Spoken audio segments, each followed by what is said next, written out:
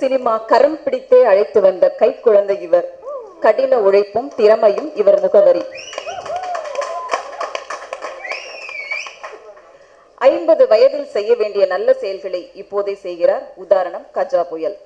கோடம்பாக்கத்தில் கால் பதித்தவரை உலக நாடுகள் அனைத்தும் உச்சந்தலையில் முத்தம் கொடுத்து வரவேற்கிறது.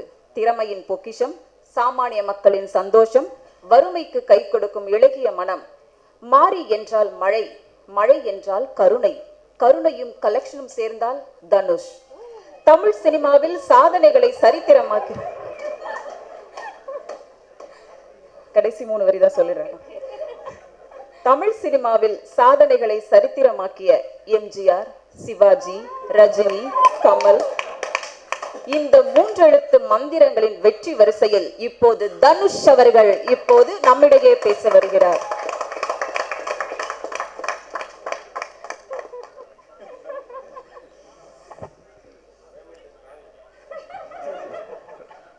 எல்லாருக்கும் வணக்கம். சத்தியமா இதுக்கு எனக்கு எந்த சம்பந்தமும் இல்லை. இன்னும் ஸ்லிம் சிவாஜிலேருந்தே நான் மீண்டு வரல. அதுக்குள்ள நான் இதெல்லாம் எதிர்பார்க்கவே இல்லை. இல்லை, ஆக்சுவலாக எதிர்பார்த்தா அதுக்கு தாண்டி இருந்தது. அடுத்த வாட்டி கொஞ்சம் கம்மி. மாரி 2 இது பயங்கரமான message, world class making, international standards. இந்த படத்தை பார்த்து நிறையா கற்றுக்கணும், இந்த மாதிரி நிறையா எடுக்கணும், அந்த மாதிரிலாம் இல்லை. இது முழுக்க முழுக்க out and out commercial masala Tamil formula படம். உள்ளே வந்தால் ஜாலியாக என்ஜாய் பண்ணி ஃபேமிலியோட குழந்தைங்களோட பார்த்துட்டு ஹாப்பியாக வீட்டுக்கு போகிற ஒரு படமாக இருக்கும். அதில் என்ன புதுசாக சொல்ல முடியும்? மாரி 1ல் வந்து முழுக்க முழுக்க மாரியுடைய கேரக்டர் சுற்றியே படம் இருக்கும். மாரி 2ல் அப்படி இல்லாமல் நல்ல ஒரு ஸ்ட்ராங்கான கண்டென்ட் இருக்குது, ரொம்ப ஸ்ட்ராங்கான எமோஷன் இருக்குது.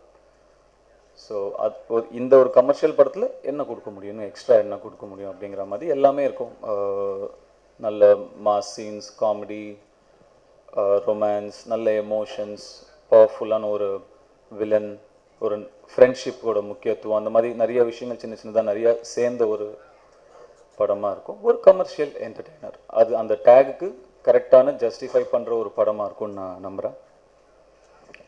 மாரி வடச்சென்னை அன்பாக நடிக்கிறது ஓகே, ஓரளவுக்கு ஈஸி தான். அந்த எமோஷ்னல் அந்த படத்தை பொறுத்த வரைக்கும் நிறைய கில்ட் நான் பேர் பண்ண வேண்டியதாக இருந்தது, அந்த ஒரு ட்ரபிள் இருந்தது.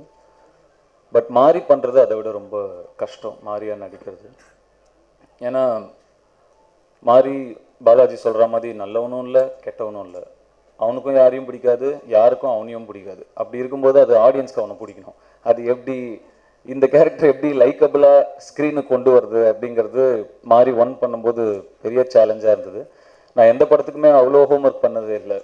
ஏன்னா அவர் சொல்கிறார், சார் மாண்டார் சார், 4 குழந்தைங்க பலூன் எடுத்துகிட்டு போகிறாங்க, கூப்பிட்டு டப்புன்னு வெடிச்சு விட்டு நீங்கள் அமுச்சு விட்ருங்க, குழந்தைங்களுக்குலாம் ஓரளவுக்கு என்ன பிடிக்குங்க, நீங்கள் இப்படிலாம் சீன் வச்சிங்கன்னா அப்புறம் குழந்தைங்களுக்கு பிடிக்காம போயிட போகுது அப்படின்லாம் நான் ரொம்ப ஹெசிடேட் பண்ணேன். இல்லை சார் ஒர்க் ஆகும் ரொம்ப கான்ஃபிடென்ட்டாக இருந்தார். அதுக்கப்புறம் சார் உங்களுக்கு உங்கள் கூட 2 பேர் நீங்கள் அடிச்சுக்கிட்டே இருப்பீங்க, ரோபோ சங்கர் அப்படிங்கிறாரு. ஏங்க அவர் சைஸ் என்ன, நம்ம சைஸ் என்ன, நான் எப்படிங்க அவரை அடிச்சுட்டே இருக்கிறது, நம்பணும்ல, ஸ்க்ரீனில் அது பார்க்கும்போது அதை நம்பணும்ல ஜனங்க அப்படின்னா, நான் ரோபோ சங்கர் வேண்டாம் அப்படின்னு ஒத்த காலில் நின்னேன் மாரி 1ல். இதா உண்மைதான். அதுக்கு தனியாக நிஷா கிளாப் பண்ணுறாங்க. இல்லை நம்புற மாதிரி இருக்காது, கொஞ்சம் நம்ம அடித்தா வாங்குற மாதிரி ஒரு சைஸாக ஒரு ஆள் பாருங்க அப்படின்னா, பாலாஜி மறுபடியும் ரொம்ப ஸ்ட்ராங்காக இல்லை கண்டிப்பாக ஒர்க் ஆகும் அப்படின்னா, அதுக்கு தனியாக நான் ஒரு ஹோம்ஒர்க் பண்ணேன். ஓகே, அவ்வளோ பெரிய உருவத்தை நம்ம அடிக்கணும்னா கன்வின்சிங்காக எப்படி நம்ம அதை அடிக்கிறது அப்படின்னு, அதுக்கு நம்ம எப்படி நம்மளை கேரி பண்ணிக்கணும் அப்படின்ற மாதிரி நிறைய சேலஞ்சஸ் இருந்தது மாரி பொறுத்த வரைக்கும். அவர் அந்த மாரிங்கிற கேரக்டர் வந்து எது பண்ணாலும் அது ஒரு விதண்டாவாதமாகவே பண்ணும். லைக் ஐ செட், ஆனால் ஆடியன்ஸ்க்கு பிடிக்கணும், அந்த ஒரு பெரிய சேலஞ்சு. ஸோ மாரி தான் ரொம்ப கஷ்டம். பார்ட் 1 நான் சொல்கிறது. பார்ட் 2 ஆல்ரெடி நம்ம ஒரு கிராஃப் ஃபிகர் அவுட் பண்ணி வச்சிட்டோம். ஸோ அதில் போய் உக்காந்துக்கணும், அவ்வளோதான்.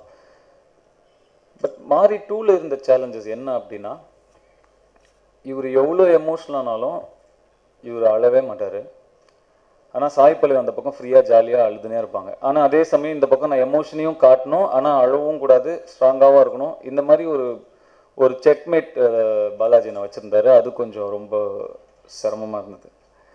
பட் மாரி 1 பார்த்தவங்க எல்லாருக்கும் தெரியும் மாரி 2ல் என்ன எதிர்பார்க்கலாம் அப்படின்னு. பட் நிச்சயமாக நீங்கள் எதிர்பார்க்கறத தாண்டி இதில் கொஞ்சம் விஷயங்கள் இருக்குன்னு நான் ரொம்ப ஸ்ட்ராங்காக நம்புகிறேன். இந்த படத்தோட டெக்னிக்கல் க்ரூ எல்லாருக்குமே இந்த படம்ல இன்னும் 2-3 படம் சேர்த்து பாலாஜி எல்லாருக்கும் தேங்க்ஸ் சொல்லிட்டாரு. இருந்தாலும் டெக்னிக்கல் க்ரூக்கு பாலாஜி சைடில் தேங்க்ஸ் அவர் எல்லாருக்குமே சொல்லிட்டாரு. அவங்கள பற்றி அவர் சொல்லிட்டாரு. நான் ரொம்ப லஞ்ச் டைம் ஆச்சு, எல்லாருக்கும் பசிக்கும். நான் எவ்வளோ ஷார்ட்டாக முடியுமோ டப்புன்னு சொல்லிடுறேன். ஃபஸ்ட் நான் டெக்னீஷியனாக இருந்தாலும் நான் யுவன் சார் பற்றி பேச விரும்புகிறேன். நான் துள்ளுதலைமை நடிச்சிட்டு இருந்த டைமில் வந்து செல்வா சாரும் யுவன் சாரும் தான் க்ளோஸு. நான் சும்மா கொட்டாயெல்லாம் விடாதீங்க, டக்குன்னு முடிச்சிடுறேன். சும்மா இதோ பாருங்க இப்படி முடிச்சிடுறேன், 2 minutes. ஓகே, அவ்வளோ போகிறவா பேசுகிறேன். ஓகே, இப்போ ஏதாவது இன்ட்ரெஸ்டிங்காக ஒரு மேட்ரு சொல்கிறேன், வெயிட் பண்ணேன். ஸோ அந்த டைமில் யுவன் சார் வந்து நாங்கள் ரொம்ப அப்படியே நான் பிரமிச்சு பார்க்குற ஒரு ஸ்டார். அப்போவே யுவன் சார் வந்து பயங்கர அப்போ இருக்கிற ட்ரெண்டில் யங்ஸ்டர்ஸ் கிட்ட ரொம்ப ஹாப்பனிங் மியூசிக் டைரக்டர் அவர் இப்போ. பட் அப்போ நான் அவரை மீட் பண்ணும்போது அப்போ செல்வா சார் யுவன் அப்பப்போ வெளியே போவாங்க. அப்போது செல்வா சார் என்னை கூப்பிட்டு என் தம்பியா சும்மா அவனும் கூட விட்டேன் வர்சல்யா அப்படின்னு சொல்லிட்டு அவர் சும்மா கூட கூட்டிகிட்டு போவார். நான் அவர் அப்படியே ஒரு தூரத்துலேருந்தே அவர் அப்படியே பார்த்து நான் பயங்கரமாக ரசிப்பேன். அவர் ஆட்டிடியூட் பயங்கர ஹாப்பனிங் டூடாக இருப்பார். அவர் ஒரு ஒரு எல்லாமே கொஞ்சம் ஃப்ளாஷியாக செமையாக இருப்பார். ஒரு ஹீரோ தான் அவர். பயங்கர பிந்தாஸான ஒரு ஆட்டிடியூடோட இருப்பார். நான் அவர் அப்படியே ரொம்ப ரசிப்பேன். ஸோ அவர் என்னுடைய ஆரம்பக்கட்ட கெரியருக்கு துள்ளுவதில்லைமைன்ற ஒரு படம் வந்து நான் ஆல்ரெடி இது பியார் பிரேமா காதல் ஆடியோ ரிலீஸில் சொன்னது தான். பட் இருந்தாலும் நான் சொல்ல வேண்டிய கடமைப்பட்டிருக்கேன். துள்ளுவதில்லைமைங்கிற படம்லாம் ஆல் அட்ரஸ் தெரியாத ஒரு 6 யங்ஸ்டர்ஸை வச்சுட்டு ஒரு புது முகங்களை வச்சு எடுக்கிறாங்க. அந்த படத்துக்கு அடையாளம் கொடுத்தது அவருடைய இசை தான். அந்த இசை இல்லைன்னா அந்த படத்துக்கு அந்த ஓப்பனிங் கிடச்சிருக்காரு. அதே மாதிரி அந்த படம் ஓடலைன்னா நிஜமாகவே நாங்கள் நடுத்தெருவில் தான் நின்று இருக்கணும். நாங்கள் அந்த ஒரு சுச்சுவேஷனில் தான் அன்றைக்கி இருந்தோம். ஸோ யுவனுக்கு நாங்கள் அந்த அளவுக்கு நாங்கள் கடமைப்பட்டிருக்கோம் அந்த இசைக்கு. என்னுடைய ரொம்ப ரொம்ப அஸ்திவாரம் தானே இருக்கிறதுலே ஸ்ட்ராங். இப்போது செல்வராகவன் சார் எப்படி நமக்கு ஆக்டிங்கோட ஏபிசிடி அவர் தான் அஸ்திவாரம். ஸோ எல்லா கிரெடிட்டும் அவருக்கு தான் போய் சேரும் அப்படிங்கிற மாதிரி துள்ளுவதில்லைமையும் காதல் கொண்டேனும் ஒரு ஓப்பனிங் கிடைச்சி ஒரு மிகப்பெரிய வெற்றி அடைய ரொம்ப ரொம்ப முக்கியமான காரணம் யுவன் சாருடைய மியூசிக்கும் அவருடைய பேக்ரவுண்ட் ஸ்கோரும் தான்.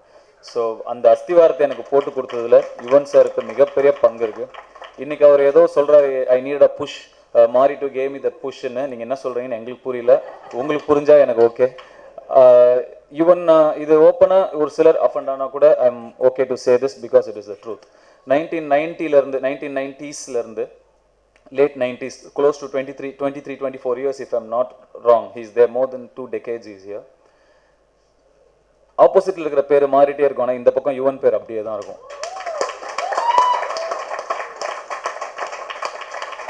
இது நிஜம்தான். இதில் எந்த விதமான எனக்கு இது even if it hurts somebody, I apologize here itself, but it is the truth. So இந்த 2 ஜென்ரேஷனை தாண்டி 3வது ஜென்ரேஷன் இப்போயும் வராரு. இப்போது அஜித் சார் படம் சைன் பண்ணி ஒரு ஹாப்பியான நியூஸ் நான் பார்த்தேன். எனக்கு அவ்வளோ ஹாப்பி அது பார்க்கும்போது. ஸோ சார் நீங்கள் தயவு செஞ்சு அப்படிலாம் பேசாதீங்க, ரொம்ப கஷ்டமாக இருக்குது. So there's one and only Yuvan and I'm very very very happy that Selva sir வந்து என்னை கூட்டிகிட்டே போக மாட்டார் ரெக்கார்டிங்லாம், அவரே உட்காந்து பண்ணுறாரு. சரி, இப்போ எனக்கு பர்சனலாக அவர் கூட உட்காந்து ஒர்க் பண்ண ஒரு ஆப்பர்ச்சுனிட்டி கிடைச்சது. ஒரு ஃபேனாக தான் நான் அவர் கூட உட்காந்து ஒர்க் பண்ணேன். ஸோ ரொம்ப I am very happy this project happen. Balaji மோகன் வந்து it's family. I don't think I have to say anything about him. So நான் அவரை பற்றி எதுவும் சொல்லலை. அவரோட நமக்குள்ளேயே சொல்லிட்டு தேங்க்யூ ஃபார் கிவிங் மீ மாறி ஒரு கதாபாத்திரத்தை கொடுத்ததுக்கு நன்றி தெரியும். ஏன்னா மாறியாக இருக்கும்போது தான் நான் ரொம்ப ஹாப்பியாக இருப்பேன் லைஃப்லேயே. ஏன்னா இப்போது ரியல் லைஃப்பில் வந்து நம்மளை நிறைய பேர் சீண்டிகிட்டே இருப்பாங்க. நம்மளை ரியல் லைஃப்பில் ஒன்றும் பண்ணவே முடியாது, பல்ல கடிச்சிட்டு அப்படியே போய் தான் ஆகணும். ஆனால் மாறியாக இருக்கும்போது வச்சுக்கோங்களேன், கூப்பிட்டு 4 தட்டு தட்டலாம். அப்போ நான் யோசிப்பேன், யார் நம்மளை கடுப்பேற்றுனா ரியல் லைஃப்பில் அப்படியே இந்த பர்சனாலிட்டின்னு கூப்பிட்டு டப்புன்னு தட்டுறது. அதுக்கு ஒரு அடிதாங்கின்னு நமக்கு ஒரு கேரக்டர் இருக்குது. அந்த அடிதாங்கி வினோத் ஸ்டாண்டப் அந்த பெஞ்ச், இதான் அந்த கேரக்டர். நல்லா நில்லுங்க, இதான் அந்த கேரக்டர். இவர் மாறி 1 and 2 நீங்கள் பார்த்து போக்காருங்க, அடிதாங்கியாக நடிச்சிருக்காரு. இவரை கூப்பிட்டு அடிக்க வேண்டியது. ஸோ என்னைக்கெல்லாம் இவர் அடிக்கிற சீன் இருக்கும் அன்றைக்கெலாம் யோசிச்சுப்பா, ஓகே இந்த கேரக்டர் நம்மளை காண்டேத்துச்சு, கூப்பிட்டு அடிப்பு டொம்னு. பட் கொஞ்சம் அடி நிஜமாவே விழுந்துரும். பட் அது ஏன்னா ப்ரொஃபைல் ஷாட் வச்சா வழியே இல்லை, அடிச்சு தான் ஆகணும். ஸோ தப்பாக நினச்சிங்க. ஸோ அந்த மாதிரி மாறியா இருந்தால் ஒரு செம்ம ஜாலியாக இருக்கலாம். ஸோ லைஃபே ஹாப்பியாக இருக்கும். நம்மளோட எல்லா ஃப்ரஸ்ட்ரேஷனையும் வெளியே எடுத்துடலாம். அவனுக்கு ரூல்ஸே கிடையாது, அவன் எப்படி வேணா இருக்கலாம். எந்த இடத்துல இப்போ வந்து ஒரு ஸ்டேஜ்னா இப்படி தான் பேசணும், இப்போ ஒரு ப்ரெஸ் மீட்னா நமக்குள்ளேயே நம்மள எல்லாரும் புகழ்ந்து தான் பேசணும்னா ரூல்ஸ்லாம் இருக்குல்ல, அந்த மாதிரி அவனுக்கு ரூல்ஸே கிடையாது. என்ன வேணா பேசலாம். அவன் ஒரு ப்ரீவியூ போய் படம் பார்த்துட்டு வெளில வந்து படம் நல்லா இல்லைன்னு சொல்லிட்டு போகலாம். ஸோ ஆக்சுவலாக நான் யோசித்தேன், சரி நம்ம ஒன்று பண்ணுவோம், இந்த ப்ரெஸ் மீட்டுக்கு மாறி கெட்டப்பில் போயிடலாம். அப்படி மாறி கெட்டப்பில் போய் நான் மாறியா உங்க முன்னாடி இருக்கேன்னு சொல்லி மனசுல இருக்கிறதெல்லாம் பேசிடலாம் அப்படின்னு யோசிச்சேன். நிஜமாவே யோசிச்சேன், சீரியஸாக யோசிச்சேன். சரி சும்மாவே கான்ட்ரவர்சி ஸ்பெல்லிங்கே தனுஷன் தான் சொல்றாங்க, எதுக்கு இதுக்கு மேல நம்ம வேற வெறும் வாயிலுக்கு அவள் கொடுப்பானே அப்படின்னு சொல்லி அதை லாஸ்ட் மினிட்ல அந்த ஐடியாவை நான் கேன்சல் பண்ணிட்டேன். ஸோ அந்த மாதிரி ஒரு கேரக்டர் எனக்கு கொடுத்ததுக்கு ரொம்ப நன்றி. I love to be Maari. And Maari இப்போ பைரட்ஸ் ஆஃப் த கேரிபியன்ல ஜாக் ஸ்பேரோ லாஸ்ட் ஷாட் எடுக்கும்போது திருப்பி நான் ஒன் மோர் பண்றேன்னு நடிச்சிட்டே இருந்தாராம் ஜானி டெப். ஏன்னா அவருக்கு அந்த கேரக்டர் விட்டு வெளியே வர மனசே இல்லை, முடிக்க மனசே இல்லைன்னு. சேம் அந்த மாதிரி தான் எனக்கும் மாறி முடியும் போது மட்டும் ரொம்ப ஃபீலிங்காக இருக்கும், இந்த முடியவே வேணாமே, இது போயிட்டே இருக்கலாமே அப்படின்னு. பட் ப்ரொடியூசரும் நானாக இருக்கிறதுனால முடிச்சே ஆகணும், இல்லைன்னா வட்டி கட்டி சமாளிக்க முடியாது. So very beautiful character. I enjoyed being மாறி. அண்ட் இந்த படம் ஒரு வெற்றி படமாக இருக்கும்னு எனக்கு மிகுந்த நம்பிக்கை இருக்கு. ஸோ அது மாறி 3ஆம் பாகத்தை தீர்மானிக்கும். அண்ட் அப்படியே கிருஷ்ணா அவர் again is a good friend, a brother. And unconditional love எனக்கு கொடுப்பாரு, எதுவுமே எக்ஸ்பெக்ட் பண்ணாமல் எனக்கு அன்கண்டிஷனல் லவ் கொடுப்பாரு. என்னோட பெஸ்ட் ஃப்ரெண்டாக இந்த படத்துலையும் நடிச்சிருக்காரு. And he's done a fabulous job. And நான் சொல்லிட்டேன், டெக்னீஷியன்ஸ்லாம் மூஞ்ச பார்க்காதீங்க, பாலாஜி பேசிட்டாரு. அண்ட் டொவினோ, நான் உங்களை பற்றி சொல்லிடுறேன் சார். டொவினோ வந்து இப்போ மலையாளம் ஃபிலிமில் வந்து ஒரு லீடிங் ஆக்டர் அண்ட் ஒரு one of the finest performers. நல்ல பேர், அவருக்குன்னு ஒரு பேர் சம்பாரிச்சிருக்காரு. அவர் இந்த படத்துக்கு மிகப்பெரிய பலம். அவருடைய இங்கே இருந்து கொஞ்ச நேரத்துக்கு முன்னாடி ஸ்டில்ல மாற்றிட்டாங்களா, ஓகே. அவருடைய அந்த கரடுமுரடான தோற்றத்துக்கும் ரியல் லைஃப்ல எப்படிங்கிறதுக்கும் சம்மந்தமே இல்லை. எப்படி பாலாஜி தான் மாறி எடுத்தாருன்னு நம்பவே முடியாதோ, இவர் தான் வந்து அந்த பீஜா அப்படிங்கிற கேரக்டர் பண்ணியிருக்காங்க, நம்பவே முடியாது. ஒரு குழந்தை மாதிரி பேசுவார், பழகுவார். வெரி ஸ்வீட் சாப். And really enjoyed working with you. Varalakshmi கூட நடிக்கிறது தாங்க ரொம்ப கஷ்டம். நான் சொல்கிறேன் என்ன, அது இப்போ நான் டைலாக் பேசிடுவேன், அதுக்கப்புறம் அவங்க டைலாக் எப்போ ஆரம்பிச்சாங்க எப்போ முடிச்சாங்கன்னே தெரியாது. நான் அப்படியே பார்த்துட்டே இருப்பேன், உங்கள் டைலாக் முடிச்சிட்டிங்களா, சரி ஓகே நான் ஸ்டார்ட் பண்ணுறேன், பேசிடுவாங்க. உங்களுக்கு நல்லா சொன்னாங்க அப்படின்னு, அக்கா என்ன சொன்னீங்க, அந்த மாதிரியே இருக்கும். அவ்வளோ ஃபாஸ்ட்டாக ஒரு 12 ஃப்ரேம்ஸ்லேயே நடிப்பாங்க அவங்க. கொஞ்சம் எப்படி அவங்களோட கோப்பப் பண்ணது அப்படின்றது ஒரு இது இருந்தது. பட் அப்புறம் கேட்ச் பண்ணிட்டேன் ஒரு 10-15 நிமிஷத்தில். ஓகே அதான் அவங்களோட ஸ்பீடு 12 ஃப்ரேம்ஸ் அப்படிங்கிறத நான் கேட்ச் பண்ணிட்டேன். அதுக்கப்புறம் நான் என்னோட ஸ்பீடை கொஞ்சம் என்னால் 12 ஃப்ரேம்ஸ் போக முடியல. நான் 48லேருந்து கொஞ்சம் கீழே வந்து 24 அப்படியே ஒரு நார்மல் வந்து அப்படியே ட்ரை பண்ணி மேட்ச் பண்ணேன். But was very sweet experience and very fine actor. She is proving it again and again. நான் தாரத்தப்பட்ட வந்து தேட்டரில் போய் பார்த்தேன் Varalakshmi. I really loved your performance. I thought this would be an appropriate stage to tell you that. Thank you so much. And Robo and Vinod வந்து மாரி 1லேருந்து continue ஆகிற character. Robot ஒரு எப்படி சொல்றது, ரோபோ ஸ்பாட்டுக்கு வந்தோன்னா நான் தேடுற முதல் ஆள் ரோபோவாக தான் இருக்கும். எங்கே ரோபோ அப்படின்னு தான் கேட்பேன். எனக்கு ரோபோ வினோதும் இல்லை ஸ்பாட்டில் அப்படின்னா இன்னைக்கு கொஞ்சம் அப்படியே டல் ஆகிடுவேன் நான். அவங்களோட ஆக்டிங் எல்லாம் உங்களுக்கு தெரியும். வினோத் எல்லாம் அவ்வளோ ஒரு நேச்சுரலான performer. According to me Vinod வந்து ஒரு அவ்வளோ ஒரு ரியல் ரா நேச்சுரல் பெர்ஃபார்மர். அவருடைய டேலண்ட்டுக்கு அவருக்கு இன்னும் சரியான படம் அமையல அப்படின்னு தான் நான் சொல்லுவேன். I think definitely hard work பண்ணால் இவ்வளோ டேலண்ட் இருக்கும்போது நிச்சயமாக what's yours is yours and nobody can take that away from you. Definitely you will go there. And of course Robo sir வந்து டேட் இல்லைன்ட்டார் மாறிட்டு ஆரம்பிக்கும் போது. அப்புறம் பாலாஜி எனக்கு ஃபோன் பண்ணி, சார் நம்ம மே ஜூன்லாம் போச்சுன்னா ரோபோ இல்லை சார் அப்படின்ட்டாரு. என்னங்க சொல்கிறீங்க, ரோபோ இல்லை சார், அவர் ஒரு நாள் ஒரு இடத்துல இருக்காரு அப்படி இப்படின்லாம் பயங்கரமாக சொல்கிறாங்க. அதை கேட்டு ரொம்ப சந்தோஷப்பட்டேன் நான். ஓகே மாரியில் வந்து அவர் சொன்ன மாதிரி மாறி தான் எனக்கு ஒரு பிரேக்காக இருந்தது அப்படின்னு சொல்லி ஒரு ஆக்டர் வந்து அந்த படத்தோட சீக்வலுக்கே டேட் கொடுக்க சிரமப்படுற அளவுக்கு அவருடைய வளர்ச்சி இருக்குன்னு போது அதை நினச்சி நம்ம ரொம்ப சந்தோஷம் தான் படணும். அதனால எனக்கு அதில் ரொம்ப ரொம்ப சந்தோஷம். ரொம்ப இன்னும் நீங்கள் அதே மாதிரி பிஸியாகவே இருக்கணும். அண்ட் நிஷா அகைன் நிஷாவுடைய டேலண்ட்டுக்கு இந்த படத்தில் நாங்கள் ஜஸ்டிஃபை பண்ணல. ஏன்னா பாலாஜி சொன்ன மாதிரி அந்த படத்து முதல்ல அவங்க கேரக்டர் இல்லை, நான் ஃபோர்ஸ் பண்ணி இல்லை நிஷா படத்தில் இருந்தே ஆகணும்னு சொல்லி தான் அவர் பாவம் இருந்த ஸ்கிரிப்டில் எதையோ ஒரு குருமா பண்ணி தான் குள்ளே கொண்டு வந்தார். அதனால் அவங்களுக்கு நான் நினச்ச அளவுக்கு அவங்கள யூஸ் பண்ண முடியல இந்த படத்தில். பட் டெஃபினட்டாக I will work with her a lot. She is a lovely human being. ரொம்ப அந்த வெள்ளந்தியான அந்த மனசு, அந்த பாசம், பேச்சு தான் கொஞ்சம் கரடு முரடாக இருக்கும். ஆக்சுவலாக ரொம்ப சாஃப்டான ஆள் தான் அவங்க. Very beautiful human being and an amazing talent. And Sai Pallavi is the anchor of the film. Maari 2 உடைய ஆங்கர், அந்த படத்துடைய கதையோட ஆங்கர் வந்து சாய் பல்லவி. சும்மா இல்லை, சாதாரண ஒரு படம் ஒத்துக்க மாட்டாங்க, ஓட விடுவாங்க அவங்க.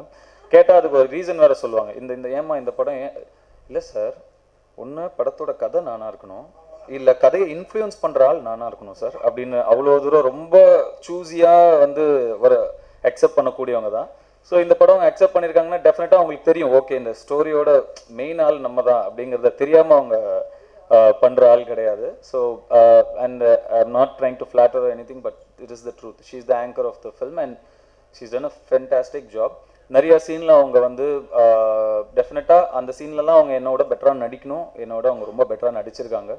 அவங்க இருக்கும்போது மட்டும்தான் கொஞ்சம் வந்து நமக்கு பயமாக இருக்கும், ஓகே இவங்க கொஞ்சம் ஓரளவுக்கு நம்ம பார்த்து இருந்துக்கலன்னா இந்தம்மா வந்து சாப்பிட்டு போயிடும் அப்படிங்கிற ஒரு ஏரியாவில் ஆக்ட் பண்ணக்கூடியவங்க தான். It was a great experience learning from you Sai Pallavi. I learnt a lot from you. தயவு செஞ்சு அவ்வளோ அழாதீங்க, ஏன்னா எங்களுக்கு பிளான் பண்ண ரொம்ப கஷ்டமாக இருக்குது ஒரு சீனை. அதாவது ஒரு சீன் வந்து இந்த ஆர்டரில் தான் எடுக்கணும்னு ஒன்று இருக்குது. நீங்கள் பொலன்னு அழுத்துட்டே இருந்தால் நாங்கள் 4 hours எடுக்கிற சீனை 1 hourல எடுக்க வேண்டியதாக இருக்குது. அது ரொம்ப ரொம்ப ப்ரெஷர் எங்களுக்கு. அதனால் யோசிச்சுக்கோங்க, ஓகே இது க்ளோஸ் அப் இங்கே தான் அழணும், அது ஒயிட் ஷார்ட் இங்கே அழக்கூடாது. ஓகேங்க, ஃபஸ்ட் டே போகிறேன், அழுகிற சீன் அப்போ தான் பார்க்குறேன், அது வரைக்கும் பார்த்ததில்லை. ஷார்ட் ஆரம்பிக்கிறதுக்கு முன்னாடி ஒரு 10 நிமிஷம் முன்னாடி இருந்தே அழுதுட்டு இருக்காங்க ஒரு சேரில். சரி எதுவும் மெத்தட் ஆக்டர் போலப்பா, ஓகே நமக்கு இதெல்லாம் வராது. அந்த இடத்துல போயிட்டு கிளிசரின் வச்சுருக்காங்க, போட்டு பேன் அழ வேண்டியதான். ஓகே சரி விட்டுட்டேன், டிஸ்டர்ப் பண்ணாதீங்க அப்படின்ட்டு அழுதுகிட்டே இருந்தாங்க. ஷார்ட் ஆச்சு, ஆக்ஷன் சொல்லியாச்சு, பயங்கரமாக நடிச்சாங்க, சும்மா சொல்லக்கூடாது. அப்படியே அழுது கண்ணில் தண்ணி கொட்டுச்சு. கட்டுன்னு உட்காந்து அழுதுனே இருக்காங்க. கட் சொல்லியாச்சு, போய் சேரை ஓரமாக போட்டு மறுபடியும் ஒரு 15 நிமிஷம் அழுதுகிட்டே இருக்காங்க.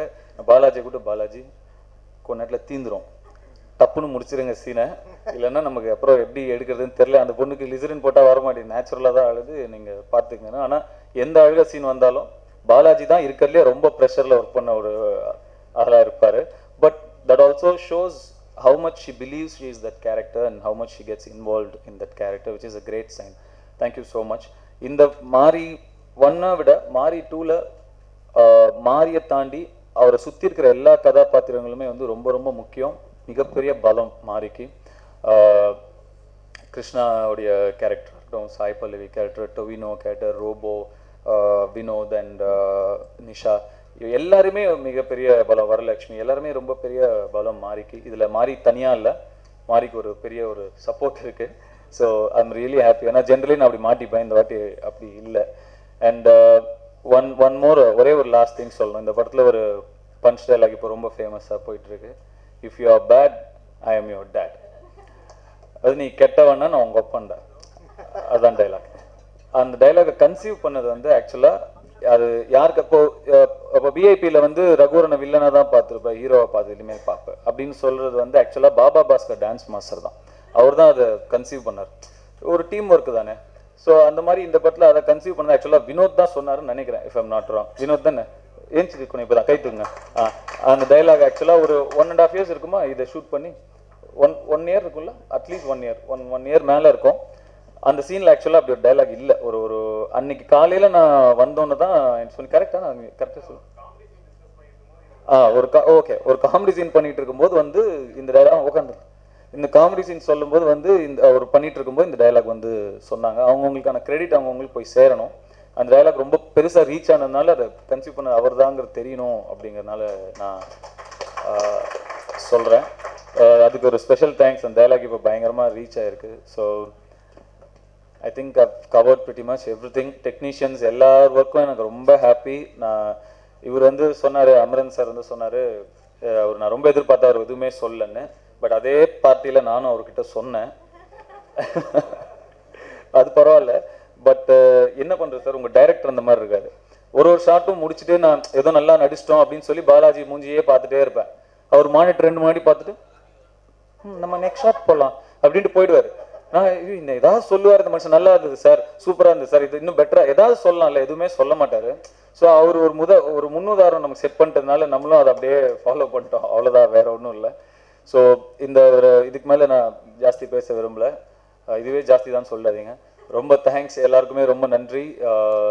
Let's all have a good lunch and hope you all had a good time sharing this time with us with team Mari 2 and 21ஆம் தேதி நிறைய படங்கள் ரிலீஸ் ஆகுது. நண்பர் சேதுவோட சீதக்காதி தம்பி சிவகார்த்திகேயன் முதல்ல ப்ரொடியூஸ் பண்றாரு, அவர் ப்ரொடக்ஷன்ல வெளிவர கனா. அதுக்கப்புறம் விஷ்ணு விஷால் படம் சிறுக்குவார்பட்டி சிங்கம். பிறகு ஜெயம் ரவி, நம்ம நல்ல நண்பர் ஜெயம் ரவியோட படம் அடங்கமறு. அப்புறம் யஷ் கன்னடாலேருந்து ஃபர்ஸ்ட் டைம் தமிழில் ஒரு ஆக்டர் நடிச்சுங்கிற வெளியாது. யஷ் நடித்த படம் கேஜிஎஃப். அந்த ட்ரெய்லர் பார்த்து எனக்கு ரொம்ப பிடிச்சிருந்தது. அந்த படமும் ரிலீஸ் ஆகுது. இவங்க எல்லார் படமுமே வெற்றி பெற வாழ்த்துக்கள். எல்லா படமும் ஓடணும். I know it's a tough release. Like இது ஒரு 5 படம் ஒரு டேட்டில் ரிலீஸ் ஆகிறது அவ்வளோ ஆரோக்கியமான விஷயம் கிடையாது தான். எல்லாருக்கும் ஒரு காரணம் நிச்சயமாக இருக்கும், ஒரு படக்குழுவினருக்கும் ஒரு காரணம் நிச்சயமாக இருக்கும் அந்த டேட்டில் வர்றதுக்கு. அதே மாதிரி எங்களுக்கும் ஒரு காரணம் உண்டு. அதனால வேறு வழியே இல்லாமல் தான் இத்தனை படங்களும் 21ஆம் தேதி வருது. So it's holidays, Christmas holidays இருக்குது. ஸோ எல்லா படங்களும் நல்லபடியாக வசூல் ரீதியாக யாருக்கும் எந்த நஷ்டம் இல்லாமல் லாபகரமாக இருக்கணும் அப்படின்னு நான் இறைவனை வேண்டிக்கிறேன். So once again thank you all so much, wish you all the best. Happy Christmas, happy new year. Sir ஒரு 2 क्वेश्चन மட்டும் சார். இவ்வளோ பேசுனேமா? ஆமா, மாரி 1ல வந்து காஜல் நடிச்சிருக்காங்க, மாரி 2ல சாய் பல்லவி. என்ன டிஃபரன்ஸ் இருக்கு? அவங்க காஜல், இவங்க சாய் பல்லவி. இல்ல வர்க் பண்ணும்போது சொல்லுங்க. அவங்களுக்கு தமிழ் சுத்தமா தெரியாது, உங்களுக்கு தமிழ் நல்லா தெரியும். ராஜா சார் பாட வச்ச எக்ஸ்பீரியன்ஸ் எப்படி இருக்கு சார்? ராஜா சார் ஒருத்தர் பாட வைக்கணுமா? இது அவர் கேட்டா என் நிலைமை என்ன வந்துருக்கும் சார்? அதாவது நீங்க பாடல் எழுதி ராஜா சார் பாட முதல் வரி 2வது வரி என்ன, முதல் வரிக்கு 2வது வரைக்கும் ஒரு சம்மந்தம் இல்லையே அப்படின்னு செம்ம ரேகிங் நடந்தது எனக்கு. பட் ஆனால் சார் அவ்வளோ என்ஜாய் பண்ணி செம்ம ஜாலியாக இருந்தாங்க. அது ஒரு டிவைன் எக்ஸ்பீரியன்ஸ் தான். என்கிட்ட ஒரு சில வீடியோஸ்லாம் இருக்குது, நான் அதை அப்புறமா ஷேர் பண்ணுவேன் சாரோட. பட் ஒரு ஃபேனாக, ஒரு சைல்டாக நான் அவர் முன்னாடி, ஒரு பக்தனாக அவர் முன்னாடி நான் இருந்த அந்த ஒரு few hours I can never forget. He was very happy. It was a great experience. மாரி 1 மாரி 2 என்ன வித்தியாசம் இருக்கு சார்? மாரி 1 முழுக்க ஒரு கலாட்டாவான படமா இருக்கும். மாரி 2ல நான் முன்னாடியே சொன்ன மாதிரி நல்ல எமோஷன்ஸ் இருக்கும், நல்ல சென்டிமெண்ட் இருக்கும், எல்லா ஆடியன்ஸ்க்கும் பிடிக்கிற மாதிரி இருக்கும், குறிப்பா குழந்தைங்களுக்கு ரொம்ப பிடிக்கிற மாதிரி இருக்கும். Thank you sir, all the very best. ஒரு குரூப் பிரபுதேவா சாருக்கு நான் இந்த தருணத்துல மிகப்பெரிய நன்றி சொல்லிக்க விரும்புறேன். நல்ல வேலை சொல்லிக்க விரும்புறேன். Thank you. ஒரு குரூப் போட்டோ ஒன்று மாரி 2 குழுவினரோட